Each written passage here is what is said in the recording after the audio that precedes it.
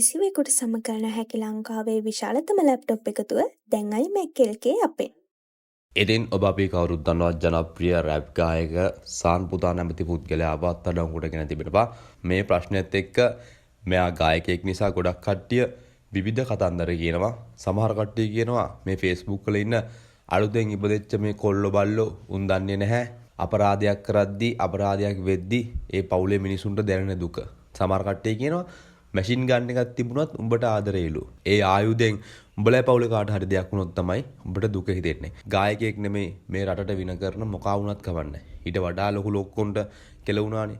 හරිද? ගායකයෙක් නම් ආදර්ශමත් විදිහට ජීවත් වෙන්න දැනගන්න ඕනේ. සමාජයට යම්කිසි පණිවිඩයක් දෙන ගමන් ඔහුගේ වෘත්තියත් කරගන්න ඕනේ. නැතුව මේ බොරුවට නිකන් රංගලා අර පිටරට ගෑන්ස්ටර් වගේ ඒ විදිහට රංගන්න හොඳ නැහැ.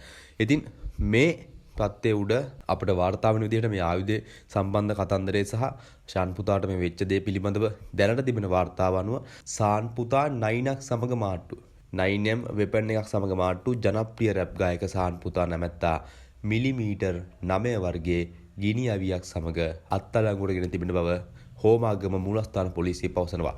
ඔහු අත්අඩංගුවට ගෙන ඇත්තේ මීගොඩ අරලිය උයන ප්‍රදේශයේදී. ඔහුට මෙම ගිනි අවිය ලබා දුන් බව කියන මන්නාරම් පොලිස් කොට්ටාශයේ අනුයුක්තව සිටි පොලිස් කොස්තාපල්වරයෙක් සහ සැකකාර රැප් ගායකයාගේ කළමනාකරු බව කියන පුද්ගලයෙකු මෙහිදී අත්අඩංගුවට ගෙන ඇති බවයි වාර්තා වන්නේ. සැකකාර පොලිස් කොස්තාපල්වරයා මාතර කොටවිල පොලිස් ස්ථානයේ සේවය කරමින් සිටි කාලයේදී මෙම ගිනි අවිය සොරාගත් මොහුට ගෙනවිත් ලබා දී තිබෙනවා. කොස්තාපල්වරයා මන්නාරම් පොලිස් කොස්ටාශයට මාරුවක් ලැබීමෙන් පසුවයි මෙම ගිනි අවිය පිළිබඳව තොරතුරු වාර්තා වී ඇත්තේ. ඉතින් පේනවනේ දැනට තිබෙන තොරතුරු අනුව මේකින් අපරාධයක් වුණාද? කොහොම ශාන් පුතාගේ තේ මනුස්සගේ ඔක්කොම ඉවරයිනේ. දැන් අපි දන්නවා මේ දැන් අද 15 අද ගාලෙත් ෂෝ එකක් තියෙන මිනිහට. හරිද? ඉතින් ඒවා ඉවරයි. මාස ගාණක් ලගින්න වෙයි. මාස ගාණක් දුක් විඳින්න වෙයි.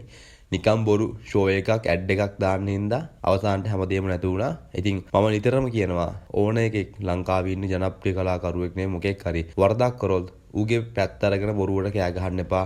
හැබැයි ගායකයෙක් විදිහට ඌ හොඳ වෙන්නේ නැති. හැබැයි මේ වගේ වැරදි කරද්දී උන් ගායකයොත් නෙමෙයි කියන එක මතක තබා ගන්න. ඔබටත් මේ ගැන සිටින අදහස පහතින් දක්වන්න අමතක කරන්න එපා. ලැප්ටොප් පරිගණක MacBook මිලදී ගැනීම සඳහා අමතන්න 076 22 77 880